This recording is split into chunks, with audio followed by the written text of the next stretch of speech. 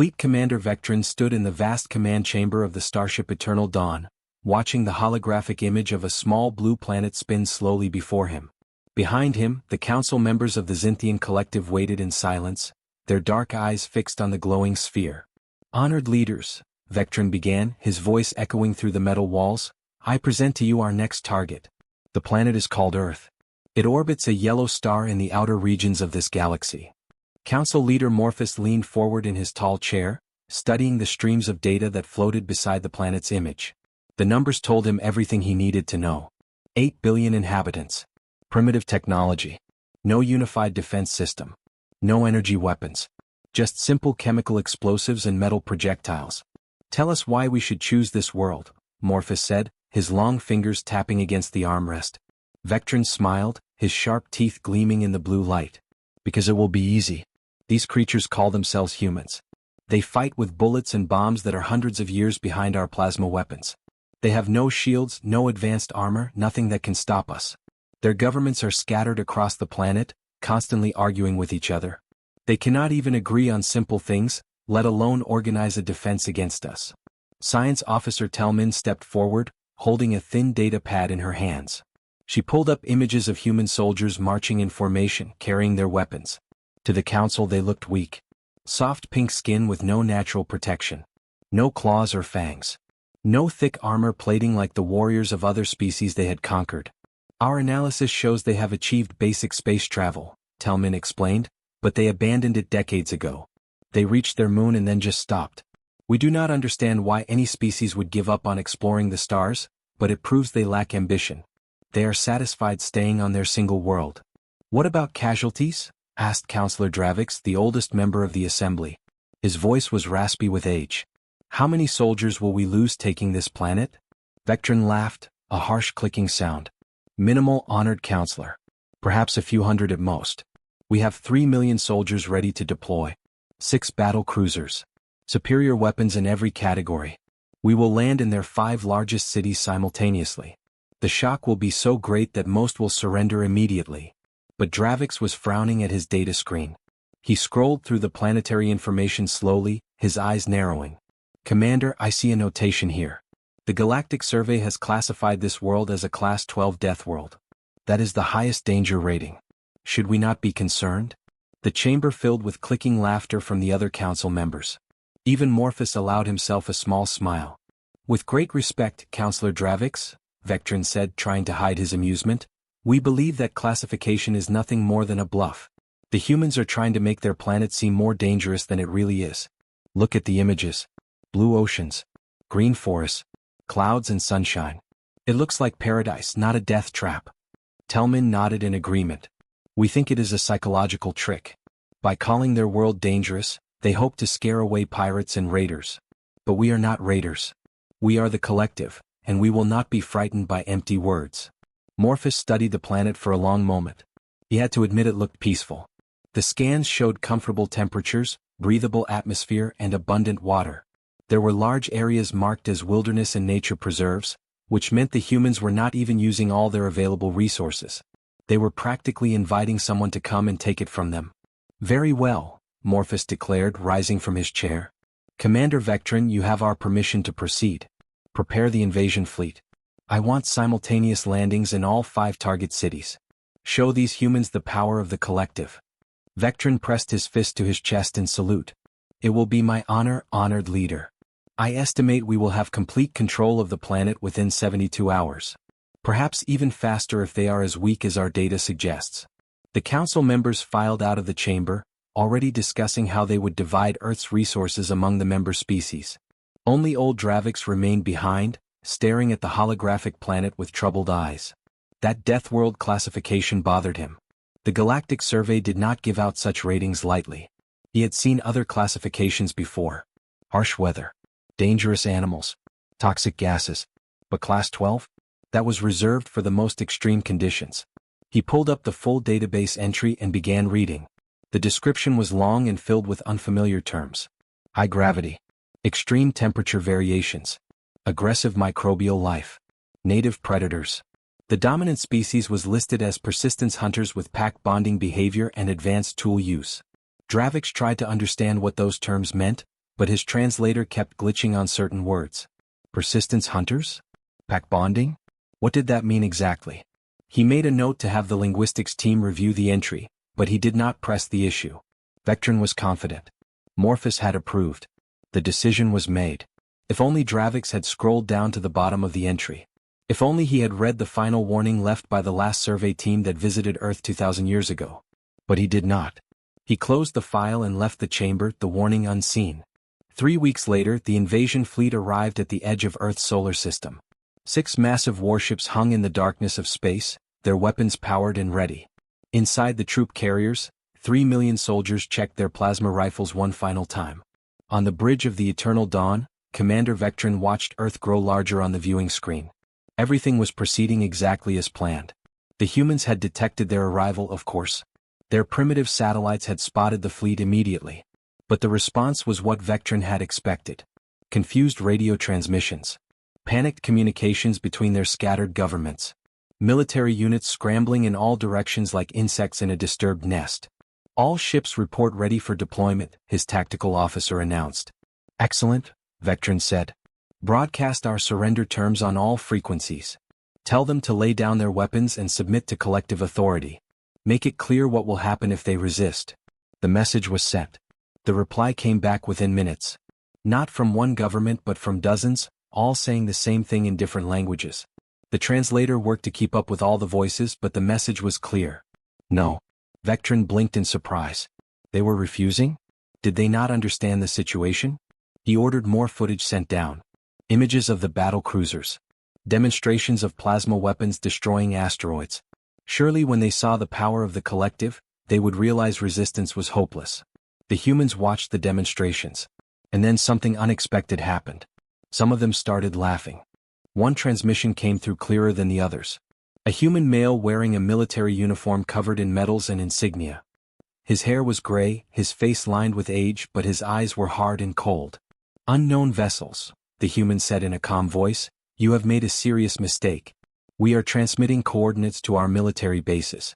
If you want to fight, land there. But stay away from our cities. You have 1 hour to reconsider this invasion. After that, we will consider you hostile and respond accordingly. Vectron stared at the screen in disbelief. The human was giving him an ultimatum? With their primitive weapons and fragmented governments? These humans are either very brave or very stupid, Vectron muttered. He turned to his crew. Enough talking. Begin the invasion. All landing craft, proceed to targets. Show them what real power looks like. Thousands of landing craft detached from the battle cruisers and screamed down through Earth's atmosphere.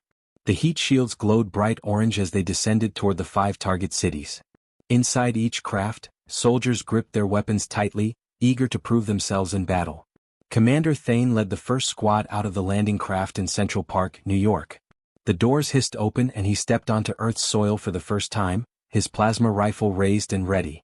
His personal shield generator hummed softly, protecting him from any primitive bullets the humans might fire. What he saw confused him. Humans were visible in the distance, standing behind barriers and vehicles. But they were not running away. Many were holding up small devices, recording everything. And some of them were smiling. Then Thane heard a sound he did not recognize. A deep wailing noise that rose and fell across the entire city. His database identified it as an air raid siren. A warning sound that these humans had not needed to hear in many decades. But they remembered what it meant. Windows opened in the buildings surrounding the park. Human soldiers appeared, carrying their supposedly primitive weapons. Thane raised his rifle confidently. His shield would protect him. Their bullets could not possibly penetrate collective technology. The humans opened fire. And in that moment, Commander Thane learned his first lesson about Earth. When humans label something as dangerous, they are not exaggerating. They are being kind enough to warn you. The bullets came like rain. The first few bounced off his shield as expected. But then more came. And more. The shield flickered, sparked, and failed. The next bullet hit his chest armor and cracked it. Thane stumbled backward in shock, watching half his squad fall in the opening seconds. His communicator exploded with panicked voices from all 5 landing zones. Taking heavy fire. Shields failing. They are not retreating. Request immediate support. On the bridge of the Eternal Dawn, Commander Vectron watched his confident smile fade as the casualty numbers began climbing. The humans had stopped laughing. Now they were doing something much worse. They were hunting. Commander Thane pressed himself against the stone wall in Central Park, his breathing rapid and panicked. Around him, the bodies of his soldiers lay motionless on the grass. His shield generator was dead, his armor was cracked, and his plasma rifle felt suddenly useless in his shaking hands. The humans were not supposed to fight like this. They were supposed to run away. They were supposed to surrender. Instead, they moved through the trees like shadows, appearing from nowhere, firing with deadly accuracy, then vanishing before plasma bolts could hit them. Fall back to the landing craft, Thane ordered into his communicator, but the humans were already moving to cut off that escape route.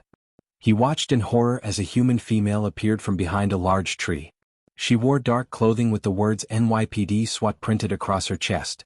Her weapon was small compared to his plasma rifle, but when she fired 3 quick bursts, 1 bullet punched through his damaged chest armor. Pain exploded through his body. Thane fired wildly, his plasma bolt destroying a section of wall, but the human had already rolled to new cover. She was fast. Too fast.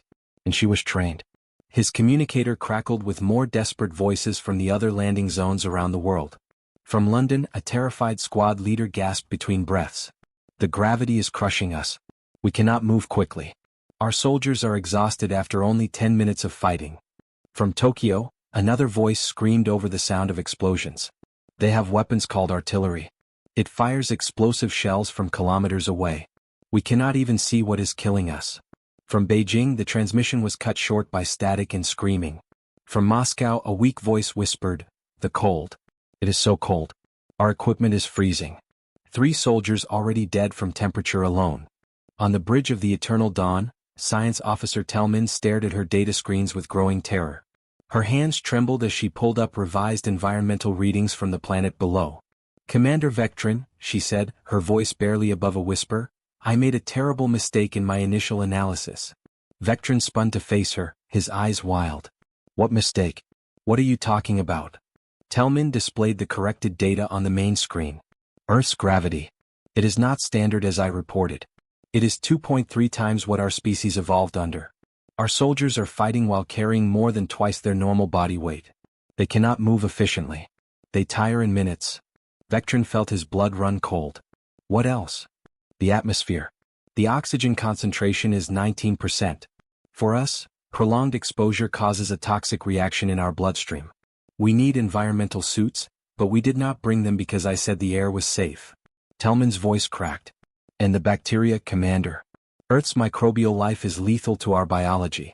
3 soldiers in the medical bay just died from what humans call the common cold. A simple illness that human children survive easily killed our warriors in hours." Vectrin stared at the casualty reports climbing on his screens. 48 hours into the invasion and already they had lost more than 1 million soldiers. Over 30% casualties. This was supposed to be easy. This was supposed to be quick. "What about our plasma weapons?" Vectrin demanded. "They work, do they not?" "Yes, Commander, they work perfectly. But the humans do not fight in the open where we can hit them. They use their buildings for cover. They attack from hidden positions. They strike and retreat before we can respond. It is like they have been doing this for thousands of years." Because they had. Humanity had been perfecting warfare since they lived in caves and threw rocks at each other. 10,000 years of constant conflict had taught them every trick, every tactic, every strategy for killing efficiently. In New York, Thane watched something that filled him with a new kind of fear. Human civilians were joining the fight. An old man, perhaps 70 years by human standards, appeared on a rooftop carrying a long weapon. He fired once. The bullet traveled nearly a kilometer and killed a collective soldier instantly. The old human smiled, reloaded, and fired again. Other humans cheered. "Grandpa got another one," someone shouted, and they laughed like this was some kind of game. Thane's translator picked up radio communications between human forces. National Guard units linking up with city police. Marine Corps units arriving by helicopter. Air Force preparing strikes. "Air strikes," Thane whispered. Their intelligence said human aircraft were primitive and slow. The sound came first. A screaming roar that built and built until it was deafening. Then the explosions. Human jets, moving faster than sound itself, dropped bombs with precision that destroyed an entire collective position in seconds. Thane watched the sleek aircraft climb back into the clouds, already gone before his anti-aircraft weapons could even track them. How were they so fast? How were their supposedly primitive weapons so effective? On the Eternal Dawn, Vectron received the worst news yet. His communications officer looked pale as she delivered the message. Commander, the humans are coordinating. All of them. Their governments have created something called the United Earth Defense Force. Russia and America are sharing intelligence. China and India are combining their armies. Nations that were enemies yesterday are now working together against us. Impossible, Vectron breathed. Their governments hate each other. Not anymore, sir. We unified them. By attacking Earth, we gave them a common enemy. Tellman pulled up footage from all 5 battle zones. The pattern was the same everywhere. Collective forces retreating. Human forces advancing with discipline and coordination. Special forces units moving like ghosts through urban terrain. Regular soldiers using tactics that seemed impossible for such a primitive species. One video showed human soldiers in Moscow, fighting in -20-degree cold that was killing collective troops within minutes. The humans wore thick insulated clothing and moved through snow like it was nothing. They had evolved on this frozen, burning, crushing, poisonous planet. They were adapted to conditions that killed other species. Another video from Beijing showed something even worse. A squad of collective soldiers had been cornered in a building. They prepared to fight to the death. But then human soldiers appeared at every entrance, moving in perfect coordination, and called for surrender in the collective language. When the aliens threw down their weapons, the humans did not kill them. They arrested them, gave them medical treatment, and took them prisoner. They are showing mercy, Tellman whispered in shock. Even while we are trying to conquer them, they are showing mercy to soldiers who surrender. That mercy was somehow more terrifying than their violence. It meant the humans were not mindless killers. They were thinking, calculating, choosing when to kill and when to spare. They were fighting with purpose and control. A new transmission came through, broadcast on all collective frequencies. The same gray-haired human general who had warned them before appeared on screen. Behind him, officers from dozens of different nations stood together, all wearing the same Earth Defense Force insignia. Commander Vectron, the human said, his voice calm and cold, you have been on our planet for 48 hours. In that time you have learned that Deathworld was not branding. It was not propaganda. It was a warning. The general gestured to a display showing casualty numbers. You have lost over 1 million soldiers. That is a 35% casualty rate in 2 days. Your forces control no cities. You hold no strategic positions. You have achieved nothing except getting your own people killed. Vectron wanted to argue but could not find words. The general continued. You should also know that we have captured several of your soldiers. They are receiving medical care. We have analyzed your technology and our scientists are already learning how it works. In 48 hours, Commander, you have given us a century of technological advancement. The human leaned closer to the camera, and Vectron saw something in those eyes that made his blood freeze. Not anger. Not hatred. Calculation. The look of a predator deciding whether prey was worth the effort to kill. You have 24 hours to begin withdrawing to orbit, the general said quietly. After that, we will assume you want total war. And Commander, if you want total war with humans on a death world, we will give you one you will never forget. We have weapons you have not seen yet. Weapons we built to fight each other. Imagine what we will do with them against you. The transmission ended. Vectron stood in silence, staring at the blank screen. Around him, alarms blared as more casualty reports flooded in. His perfect invasion had become a nightmare. The primitive humans were destroying his forces with terrifying efficiency. Science Officer Tellman spoke softly. Commander, we need to consider retreat. Vectron wanted to refuse. Wanted to send more soldiers. Wanted to prove the collective was superior. But the numbers did not lie. At this rate, his entire ground force would be dead in a week. All 3 million soldiers gone and Earth would still be unconquered. Prepare withdrawal plans, Vectron said quietly, the words tasting like poison. But say nothing yet. We still have time to salvage this. Tellman nodded, but they both knew the truth. The invasion was already lost. They just had not admitted it yet. The humans had beaten them not with superior technology but with superior everything else. Better tactics. Better adaptation. Better endurance. Better coordination. Earth was a death world not because of its environment, but because of what had evolved there. And the collective had just learned that lesson in the most painful way possible. Commander Vectron made his final mistake. Instead of retreating, he sent every remaining soldier to Earth's surface. 2 million fresh troops poured down from the battle cruisers, flooding into the 5 cities. Surely, he thought, overwhelming numbers would secure victory where superior technology had failed. Within 6 hours he realized he had simply sent more soldiers to die. Captain Dren marched through the frozen streets of Moscow with 400 soldiers behind him. The temperature had dropped to -25 degrees. 3 of his troops had already frozen to death, their bodies left behind in the snow. The humans seemed unbothered by the cold. They wore thick coats and moved through the ice like it was their natural home. Because it was. Humans had survived ice ages on this planet. A Moscow winter was nothing to them. Movement ahead, a soldier called out, pointing his rifle toward a cluster of buildings. Dren ordered his troops to fire. Plasma bolts lit up the street, melting snow and blasting holes in walls. Nothing moved. No bodies fell. Then the explosions came from behind them. Dren spun around to see half his column engulfed in fire and smoke. Human soldiers emerged from tunnels under the street, fired their weapons, and disappeared back underground before plasma bolts could reach them. "They are in the sewers," Dren shouted into his communicator. "They are attacking from below." More explosions. More gunfire. Humans appeared on rooftops, in windows, behind vehicles. They were everywhere and nowhere.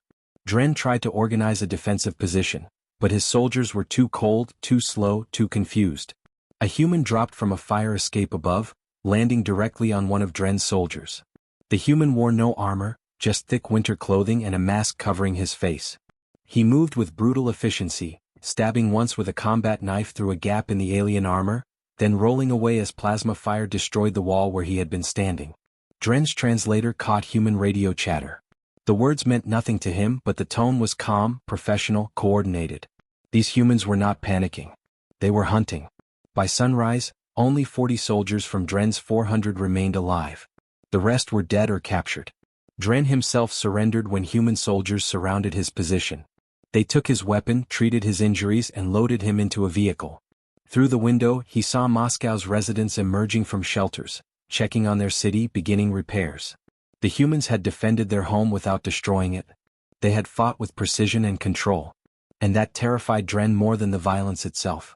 On the eternal dawn, Science Officer Telmin delivered reports that grew more horrifying by the hour. "Commander, the humans have released their planet's predators in our controlled zones. In Tokyo, an entire squad was killed by something called a brown bear. It weighed 600 kilograms and tore through our armor like paper. In the American state of Florida, soldiers were dragged into water by creatures called alligators. Sir, the humans keep these animals in captivity. They have tamed this planet's monsters. Now they are releasing them as weapons against us." Vectron watched footage of collective soldiers being chased by packs of large animals the humans called dogs. Each dog weighed 40 kilograms of pure muscle and teeth. The database said humans kept these creatures as pets. As pets. What kind of species kept predators in their homes? "The species that is more dangerous than the predators," Telmin answered his unspoken question. More reports flooded in. From London, soldiers blinded by chemical weapons the humans called tear gas. From Beijing, troops ambushed by elderly farmers using farm equipment as weapons.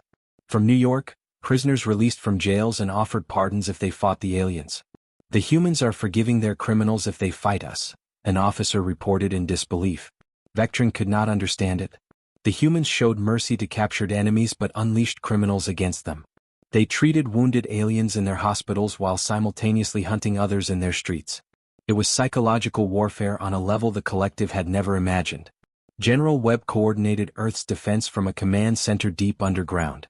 Around him, officers from every nation worked together without argument or hesitation. The invasion had done what centuries of human diplomacy could not. It had unified them completely. "Tokyo reports all alien forces pushed back," a Japanese commander announced. "Moscow has cleared the city center. London and Beijing forces advancing on schedule." "New York?" Webb asked. "Marines have established a perimeter around Central Park. Enemy casualties estimated at 60,000. Our casualties 12,000. Webb nodded grimly. 12,000 human soldiers dead. But they were winning. Every battle showed the same pattern. The aliens had better weapons but humans had better everything else. "General, our scientists have finished analyzing the captured alien weapons," a voice said over the speaker. "We can begin manufacturing copies within 24 hours. We will have plasma rifles for our troops by the end of the week." Webb allowed himself a cold smile. "Excellent. What about their shield generators?" "Already being integrated into new combat armor. Sir, their technology is advanced but their tactical thinking is terrible. They do not use cover properly. They do not flank. They rely entirely on their weapons being superior. They have never fought an enemy that fights back intelligently. They have now, Webb said quietly. He opened a communication channel. All units prepare for Phase 2. We have pushed them back. Now we push them out. Air Force begin strikes on their landing zones. Navy, position submarines beneath their ocean-based troopships. All ground forces advance. He paused, then added, and get me a direct line to their fleet commander. It is time we talked again. Vectron received the transmission with dread settling in his chest. General Webb appeared on the screen, but he was not alone. Behind him stood officers from dozens of nations, all wearing the Earth Defense Force insignia. All unified. All coordinated. All dangerous. Commander Vectron, Webb began, his voice calm and measured, 72 hours ago you landed 3 million soldiers on our planet. Current casualty reports show you have lost 1.4 million troops. That is a 47% loss rate in 3 days. The numbers hit Vectron like physical blows. Nearly half his invasion force was gone. You should also know, Webb continued, that we have captured and reverse-engineered your technology. Your plasma weapons are entering production. Your shields are being installed in our armor. Your communications are compromised. In 3 days, Commander, you have given us technology that would have taken us 100 years to develop on our own. Webb leaned forward, and Vectron saw the cold calculation in those human eyes. I am sending you updated projections. Our analysts estimate that if you continue this invasion, you will achieve total casualties in 8 days. 100%. Every single soldier you brought to Earth will be dead or captured. You will not take a single city. You will not achieve a single objective. You will simply die here. The projection appeared on Vectron's screen. The mathematics were undeniable. His forces could not win. They could only lose more slowly. So here is your choice, Webb said softly. Withdraw to orbit immediately. We will return your prisoners through exchange. Or continue fighting and learn exactly why Earth is classified as a death world. Not because of the environment, Commander. Because of us. Because humans are what evolves when a planet spends millions of years trying to kill a species, and that species refuses to die. Webb stood, and every officer behind him stood in unison. We did not ask for this war. But if you insist on continuing it, we will show you what 3 million years of survival on a death world has taught us. We will show you what 10,000 years of human warfare has created. And Commander, you really do not want that. The transmission ended. Vectron stared at the casualty numbers. At the tactical displays showing humans controlling every strategic position. At the faces of his officers, all looking to him for orders they knew he could not give. Begin withdrawal procedures, Vectron said, his voice hollow. All forces, evacuate to orbit. Prepare for surrender negotiations. Around him, alarms blared as the order went out. The collective invasion of Earth was over. They had lost not to superior weapons but to a superior species. A species that had evolved on a planet designed to kill them and had survived by becoming more dangerous than anything else on that world. The Death World classification was not branding. It was mercy. A warning from the galaxy to stay away from the species that conquered Earth. They had ignored that warning. Now they would spend the rest of their lives regretting it. The withdrawal became a disaster. Collective soldiers ran toward their landing zones, desperate to escape Earth's surface, but the humans had predicted every route. They had blocked every road, destroyed every bridge, and turned every path into a killing zone. Major Kelvin led 300 soldiers through the streets of London, trying to protect the retreating troops behind him. He heard the sound before he saw them. Human aircraft screaming through the clouds, moving faster than sound itself. The jets dove from the sky and released missiles with terrifying accuracy. Kelvin watched entire positions vanish in explosions of fire and metal. How are they so fast? A soldier screamed beside him. Our intelligence said their aircraft were primitive. An explosion cut off the reply. Kelvin looked down the street and saw human tanks rolling forward. The supposedly primitive vehicles fired shells that punched through collective armor like it was made of paper. But these were not the same tanks from the database. The humans had upgraded them with captured plasma technology. Fall back, Kelvin ordered, but human soldiers appeared from everywhere. They came from underground stations, from buildings, from sewers. They moved in perfect coordination, one team firing while another flanked, then switching positions so smoothly it seemed choreographed. Kelvin's translator picked up their communications. British SAS engaging from the north. American Rangers supporting from the east. French Foreign Legion has the western approach covered. These were not regular soldiers. These were elite forces. Humans who had trained their entire lives for warfare. His 300 soldiers lasted only 18 minutes against them. On the Eternal Dawn, Vectron received reports of new disasters. Human submarines, the underwater vessels he had dismissed as irrelevant, surfaced beneath two of his troopships in the ocean. Torpedoes struck the hulls and sent both massive ships to the bottom. Thousands of soldiers drowned before they could evacuate. They control their own oceans better than we do, Science Officer Tellman said in shock. They fight underwater, Commander. What species fights underwater? Then the worst news came. The tactical officer's voice shook as he spoke. Commander, we are detecting multiple missile launches. Nuclear signatures confirmed. Vectron felt terror grip his chest. Nuclear weapons. The humans were using atomic bombs. He had read about these primitive weapons of mass destruction. They would kill millions, destroy entire cities, poison the land for generations. But the missiles did not target cities. They targeted collective strongholds with surgical precision. Small tactical nuclear weapons struck landing zones, supply depots, and command centers. The explosions were powerful enough to eliminate alien positions but small enough to leave nearby human neighborhoods untouched. They have precision nuclear weapons, Tellman whispered. They built these weapons 70 years ago. They created enough to destroy their entire planet. But they never used them on each other. They saved them. They have been waiting for an existential threat. She looked at Vectron with haunted eyes. Sir, we are that threat. And they have spent 70 years perfecting these weapons for exactly this moment. Mushroom clouds rose over collective positions across the planet. Not the massive city-destroying explosions from human history, but smaller detonations that erased military targets while leaving everything else intact. The humans had turned their most terrible weapons into precise surgical tools. In Geneva, General Webb watched the battlefield displays with grim satisfaction. The aliens were broken, running, dying. But he took no joy in it. Only relief that his species would survive. General, the alien flagship is requesting communication, an officer reported. Commander Vectron wants to negotiate. Put him through.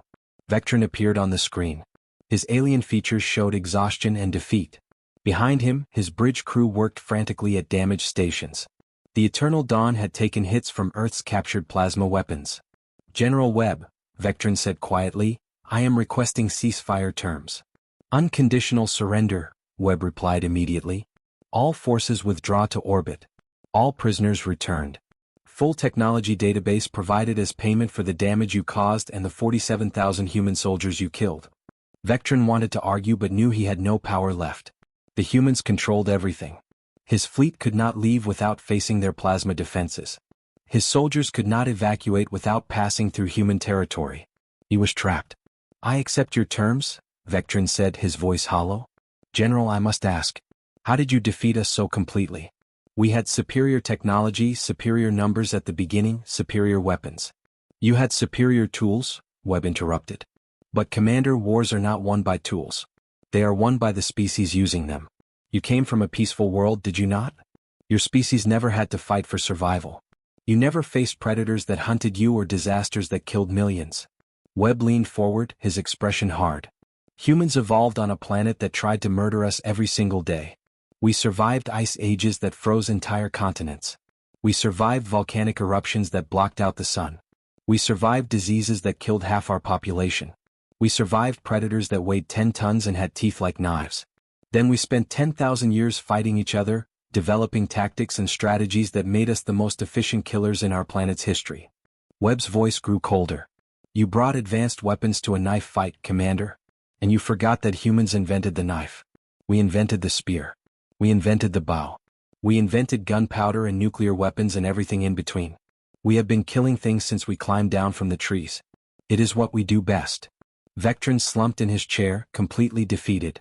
The Deathworld classification, he whispered, was not branding, Webb finished. It was a warning. A warning you ignored. Commander, you are the first species to invade Earth and survive long enough to retreat. Consider yourself lucky. Now get your people off our planet before we change our minds about showing mercy. The transmission ended. Vectron gave the orders. All surviving collective forces, barely 900,000 of the original 3 million, evacuated over the next 2 days. The humans allowed the retreat and even provided medical supplies for wounded soldiers. That mercy, that calculated mercy, terrified Vectron more than the violence. The humans could have killed them all. Instead, they chose to let survivors go home and spread the story. A warning to every species in the galaxy. As the last troopship left Earth's atmosphere, Vectron recorded a message for the Galactic Council. His hands trembled as he spoke into the camera. Honored Council, the invasion of Earth has failed. Total casualties 2.1 million soldiers. 70% fatality rate. We achieved no objectives. We captured no territory. The humans defeated us completely. He paused, gathering courage. I am updating the Galactic Survey database with a new entry. Class 12 Deathworld. Extreme hazard. Dominant species humans. Persistence predators with pack bonding behavior and advanced tool use. Vectron looked directly into the recorder. To any species considering contact with Earth, do not invade. Do not attack. Do not threaten. Approach only with peaceful intent and absolute proof of non-hostility. The humans are not weak. They are not primitive. They are apex predators that evolved on a planet designed to kill them. They survived by becoming more dangerous than everything else on that world. He stopped recording and sent the message across all collective communication channels. A warning. A plea. A desperate attempt to prevent another species from making his mistake. Stay away from Earth. Stay away from humanity. The Deathworld's children were more dangerous than the Deathworld itself. In his quarters, old Counselor Dravix watched the message and felt a deep sadness. He had tried to warn them. The Deathworld classification had been clear. But they had laughed at him. Called it branding. Called it propaganda. Now millions were dead because they had not listened to a simple warning. Earth was dangerous not because of its environment, but because of what had learned to survive there. And the collective had learned that lesson written in the blood of their own soldiers. The message spread across the galaxy.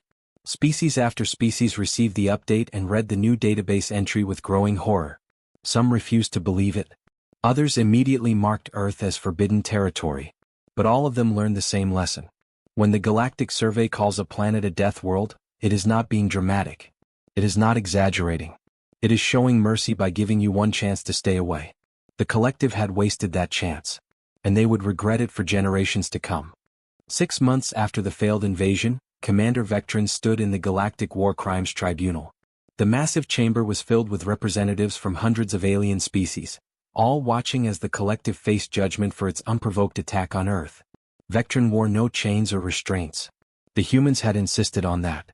We are not monsters, General Webb had told him. Justice will decide your fate, not revenge. The head judge, a crystalline being named Quereth, reviewed the evidence displayed on holographic screens. Images of burning cities, wounded soldiers, and destroyed equipment filled the chamber. Commander Vectron, you stand accused of initiating an unprovoked invasion that resulted in 2.1 million collective casualties and 47,000 human casualties. How do you plead? Guilty, Your Honor, Vectron said quietly.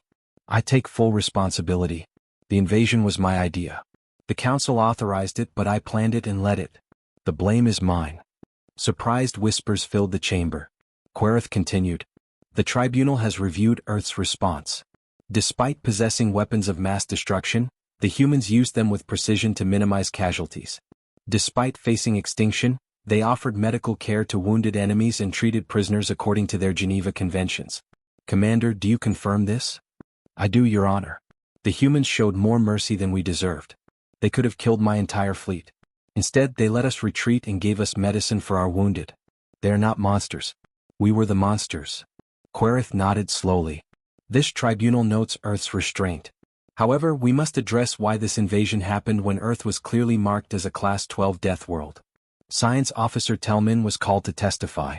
She approached nervously, holding her data pad with trembling hands.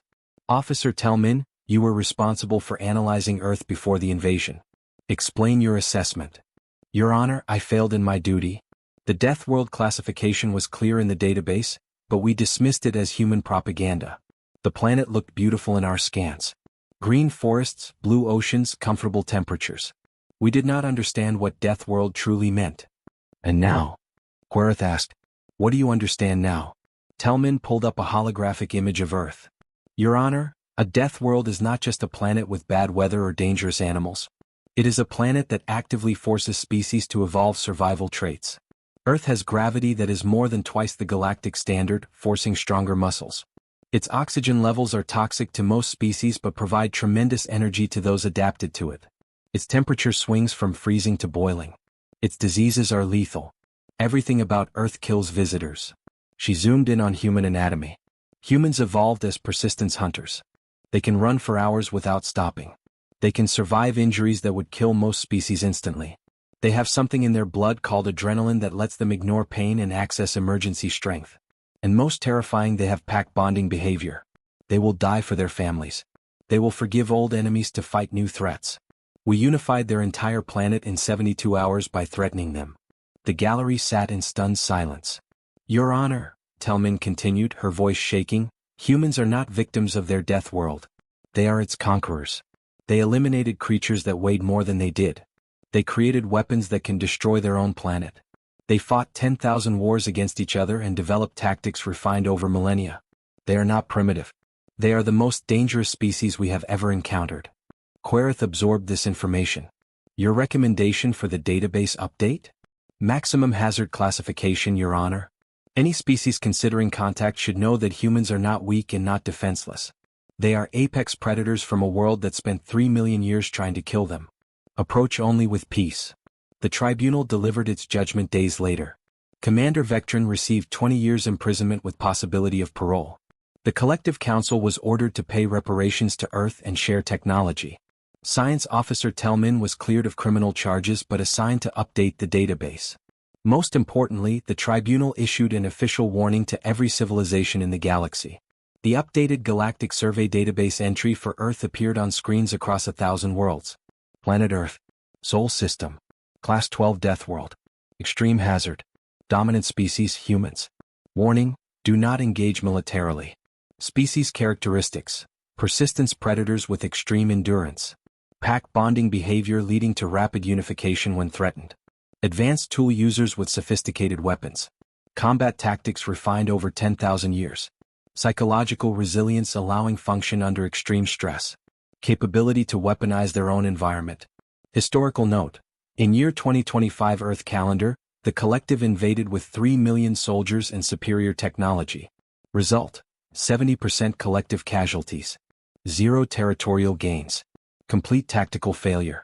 Humans captured collective technology and reverse-engineered it within 72 hours. Recommendation. This species evolved on a planet hostile to life and survived by becoming more dangerous than their environment. They possess weapons capable of destroying their own planet but choose not to use them. They show mercy to defeated enemies while being the most efficient combat species on record. Approach only with peaceful intent and proof of non-hostility. Do not invade. Do not attack. Do not threaten. Deathworld is not branding. It is a warning. General Webb stood in the rebuilt United Nations building, now headquarters of the Terran Coalition, Earth's first unified planetary government. Representatives from every nation worked together in the same building, a cooperation born from the invasion that had tried to destroy them. General, the tribunal sent their findings, an aide reported. Vectron gets 20 years. The Collective pays reparations. And they updated the galactic database with our new classification. Webb read the entry and smiled tiredly. Good. Maybe the next species will actually read it before attacking. Sir, there is more. The Collective sent their complete technology database as promised. Faster than light travel, advanced medicine, energy systems, everything. Webb's smile widened. Excellent. How long until we can build our first faster than light ship? Engineers estimate 18 months for a prototype. 5 years for a full fleet. Then we better start building. The galaxy just learned we exist. We need to be ready when we meet our neighbors. Do you think they will be hostile, sir? Webb looked at a holographic star map showing thousands of systems and billions of planets they had never seen. I think they will be cautious, Webb said. We just defeated a major invasion from a technologically superior force. We did it quickly and efficiently. That sends a message. Humans are dangerous, but we are not monsters. We can be negotiated with and allied with, but not conquered. He highlighted Earth on the star map, a small blue dot in an enormous galaxy. For 3 million years we survived on this planet. We mastered fire, built cities, split the atom, and walked on our moon. Now we are going to the stars. Not as conquerors, but no one will ever invade our home again. 5 years later, the Terran Coalition ship Deathworld's Revenge launched from Earth orbit.